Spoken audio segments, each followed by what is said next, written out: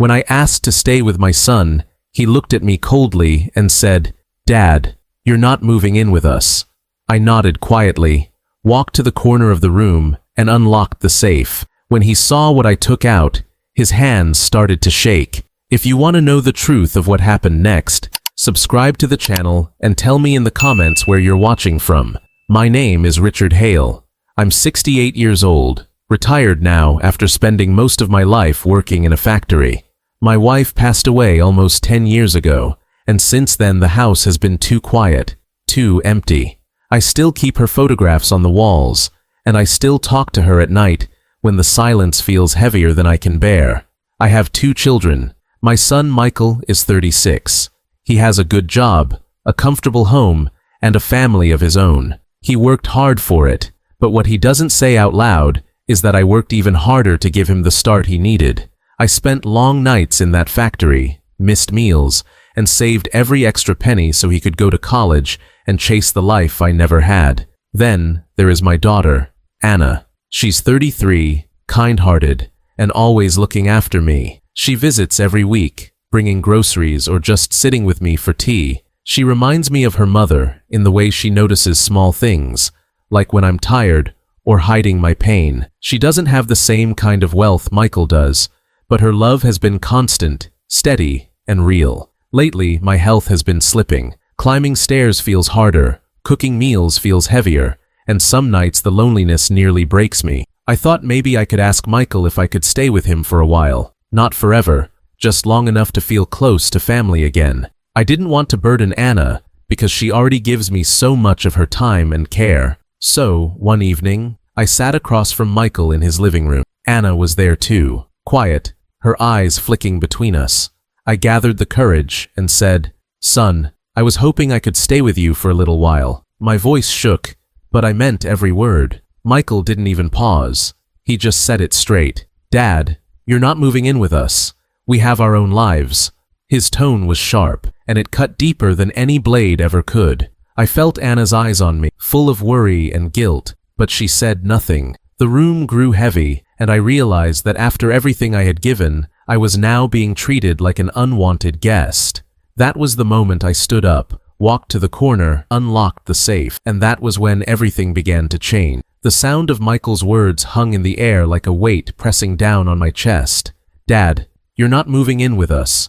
He said it so quickly, so coldly, that for a moment wondered if I had even asked out loud, or if it was just a cool thought I had imagined. But no, his eyes were firm, his jaw tight, and the silence that followed to me he meant every word. I tried to keep my face calm.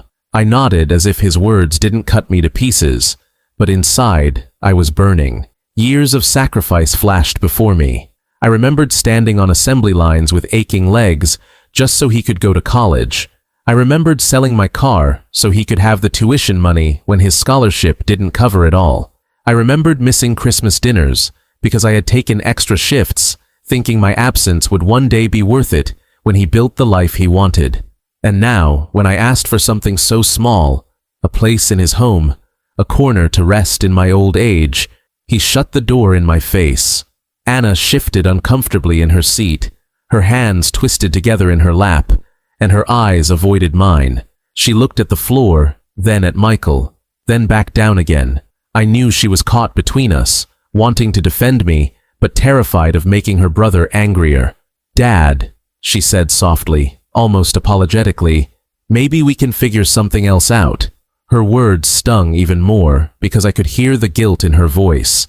She wanted to help, but she wasn't strong enough to go against her brother in that moment. I couldn't blame her. She had always been gentle, the one who tried to keep peace in the family, but peace was already broken. I looked back at Michael. "I wouldn't be a burden," I said, my voice steady but strained. "I don't need much, just a place to sleep and someone nearby in case my health takes a turn." He shook his head, his lips pressed in a hard line. "Dad, it's not about space. It's about our life. We worked hard for this. We finally have balance.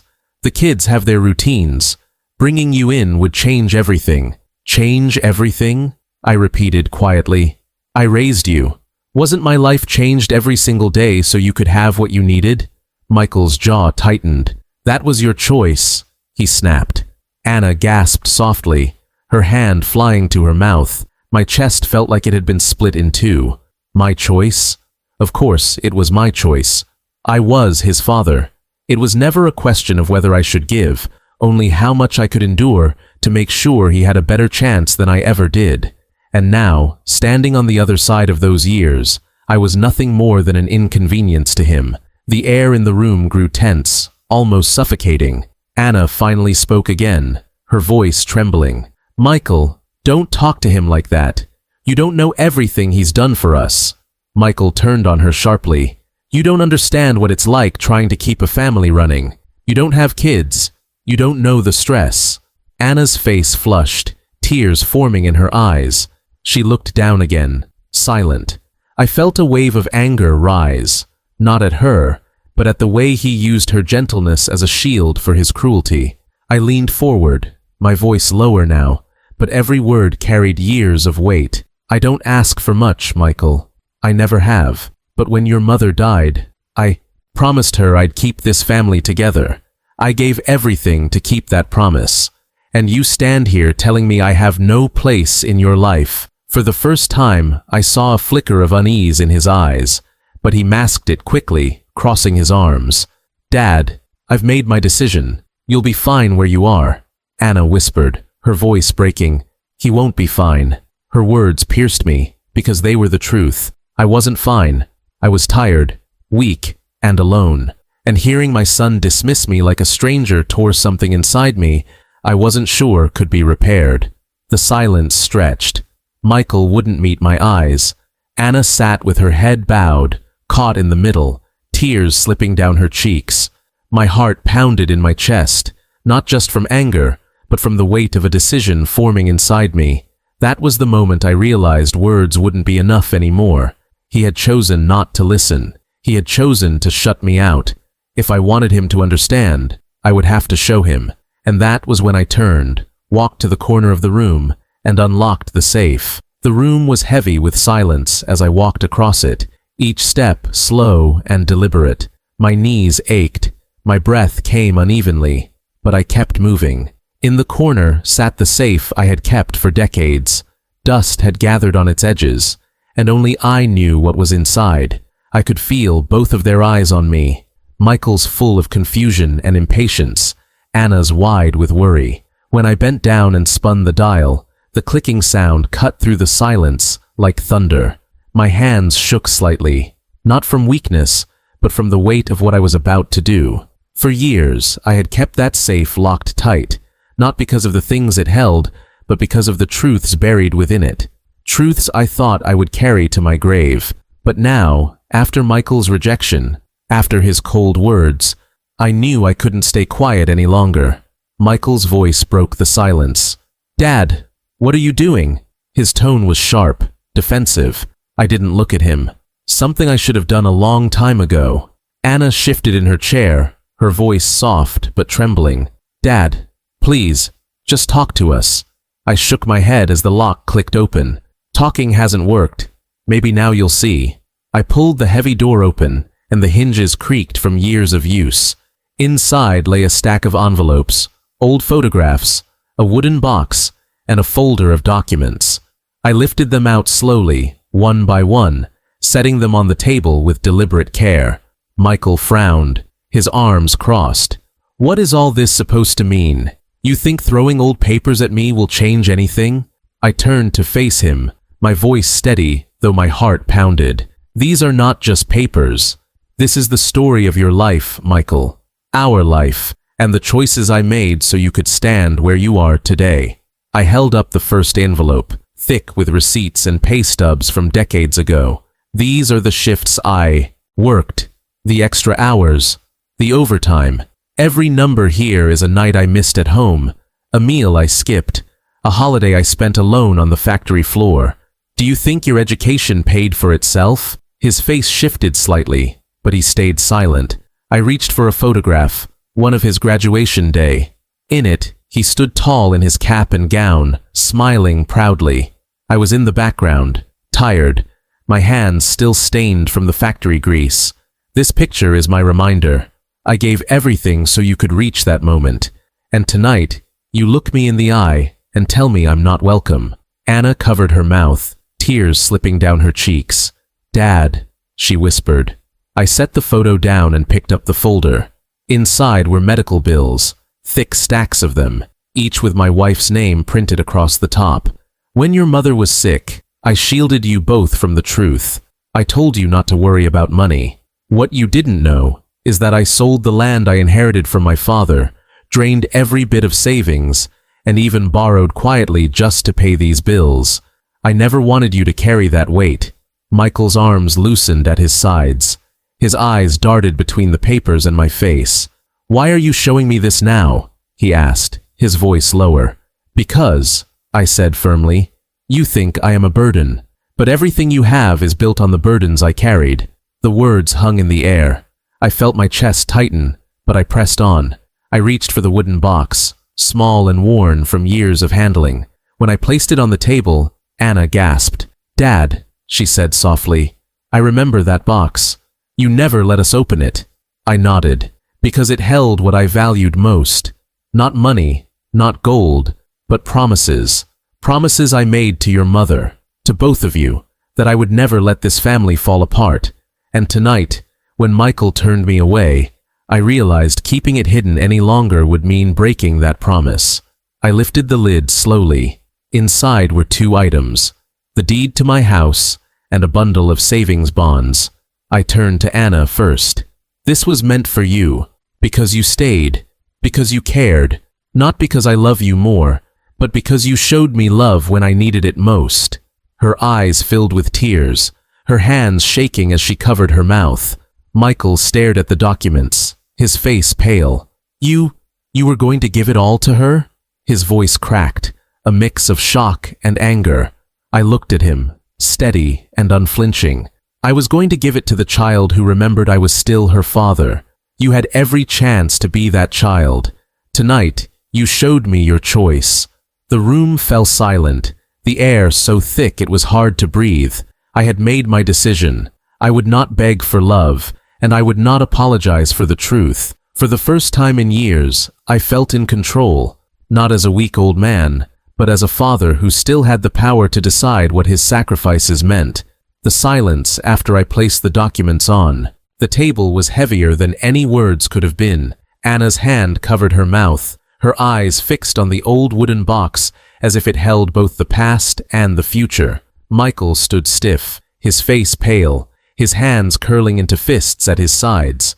For the first time in years, I saw something break through his polished confidence. Fear, shame, and confusion all tangled together.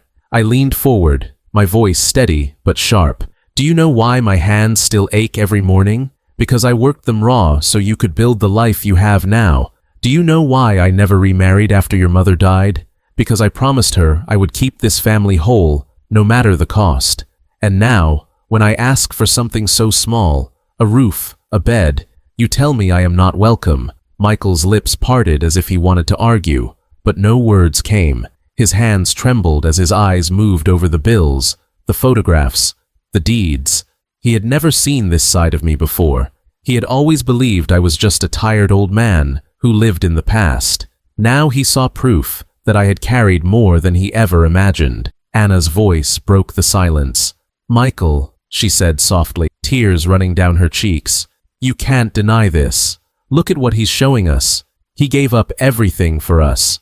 Michael finally spoke, his voice low and uneven. "I didn't ask for any of that. I never wanted you to sacrifice your whole life for me." I slammed my hand down on the table, the sound echoing through the room. "You didn't ask because you were a child. Children don't ask. Fathers give. That's what it means to be a parent. I carried those burdens because I loved you. And now you stand here and act like I should apologize for it?" Michael's face reddened. He ran a hand through his hair, pacing the room like a trapped animal. "This isn't fair," he muttered. "You can't just lay all this on me now." I stepped closer, my eyes locked on. "Fair? You want to talk about fair? Was it fair when I missed your birthdays so I could work double shifts? Was it fair when I lied to you about how sick your mother was because I didn't want you to give up your dreams? Was it fair when I sold my father's land so you wouldn't drown in debt? Tell me, what part of my life was fair?" Anna sobbed quietly. Michael finally stopped pacing and looked at me, his eyes glossy with something he was fighting hard to hide. His voice cracked when he spoke again. Why her? He pointed at. Why give it all to her? I turned to my daughter, then back to my son. Because she was here. Because when I was weak, she lifted me up. Because when the nights were long and the house was empty, she reminded me I wasn't alone. She gave me the one thing I never had to pay for. Love. And you? I paused, my throat tight. You treated me like a burden the moment I asked for help. Michael's hands shook now, not from anger, but from something deeper. Shame. He looked at Anna, who shook her head in disbelief. Do you even hear yourself? She asked him. Dad gave you everything, and you couldn't even give him a room in your house. Do you know how cruel that is? Her words hit him harder than mine did. He stared at her, then back at the table, at the pile of proof in front of him. For the first time, his voice broke completely. I didn't know, he whispered. I didn't know it was this much.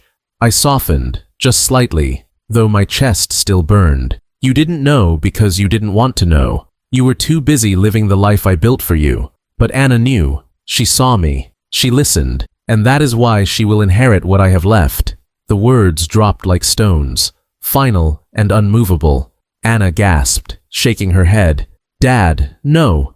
I don't want it if it means tearing us apart. I put a hand on her shoulder. It's not about money, Anna. It's about truth. You gave me love when I needed it most. That is worth more than anything I could leave behind. Michael sank into a chair, his head in his hands. His body shook, and for a moment, I wasn't sure if he was angry or breaking down. When he finally looked up, his face was streaked with tears. I'm sorry, he choked. I should have been there. I should have listened. The anger in me didn't vanish, but I saw the boy he used to be, the one who had once run to me after school, proud of a good grade, begging me to hang his drawings on the fridge. Somewhere along the way, he had hardened, and I had let him drift. I took a deep breath. It's not too late, but if you want to make things right, it has to start with respect. Not tomorrow, not years from tonight. The room was silent, except for Anna's quiet sobs and the sound of my own heartbeat. Michael nodded slowly, his shoulders sagging under the weight of his guilt. For the first time, I believed understood. The room felt different after Michael's tears finally fell. For so long, I had seen him as the strong, unshakable who didn't need me anymore. But in that moment, he looked like the boy I had raised.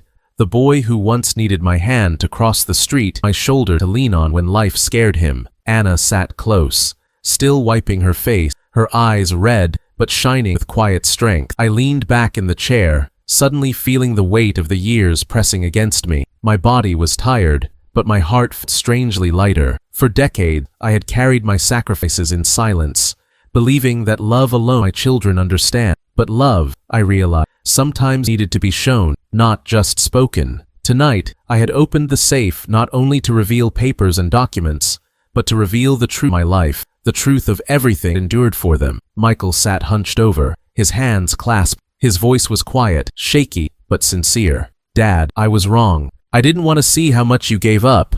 I thought you'd always just be fine on your own. I looked at him, not with anger anymore, but with the sadness of wasted time. No one is fine on their own forever, son. Not me, not you, not anyone. We all need someone. Anna reached over and took my hand in hers, her touch warm and steady. You have me, she whispered. Her voice cracked, but her words held power. She had always been the one who stayed, who noticed, who cared even when I said nothing. Michael looked at his sister, then at me. His eyes were swollen, his face pale. I don't deserve forgiveness, he said, but I want to try. If you'll let me, Dad, I want to make things right. The anger that had burned inside me all evening began to fade. I wasn't sure if forgiveness could come in a single night, but I knew the door couldn't stay closed forever. I had built too much of my life on keeping this family together to let it collapse now. I nodded slowly. It will take time, Michael, but I'll give you that chance.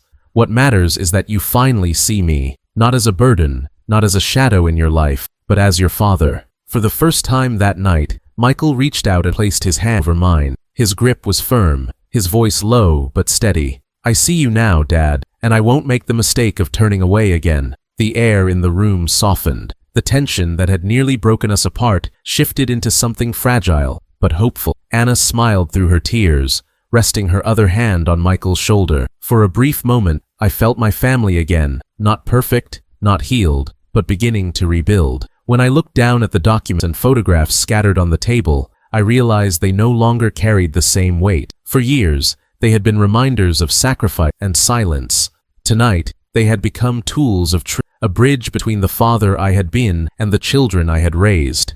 I closed the safe, locking it again, but this time I did not feel like I was hiding anything. The truth had been spoken, and it would live in their hearts, whether the safe was open or shut. As the night came to an end, Anna offered to drive me home. Michael stood quietly, his head bowed, before finally saying, "Dad, maybe not tonight, but soon. I want you to come stay with us. Not because I pity you, but because I need to make up for lost time." Those words were not a promise I fully trusted yet, but they were a beginning, and for me, a beginning was enough. On the way home, I stared out the car window as the quiet streets passed by. I thought of my wife, her smile, and the promise I had made her before she left this world, that I would keep our family whole. Tonight had nearly broken that promise, but in the end, truth and love had given me another chance to keep it. When Anna pulled into my driveway, she squeezed my hand before I stepped out. "You're not alone, Dad. Not ever." I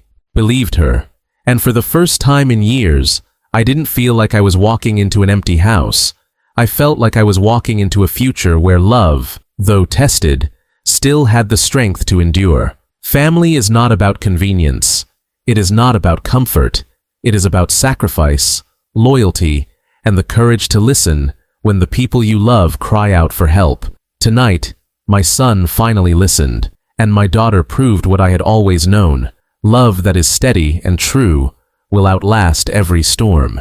If this story touched your heart, make sure to subscribe to the channel and tell me in the comments where in the world you're watching from.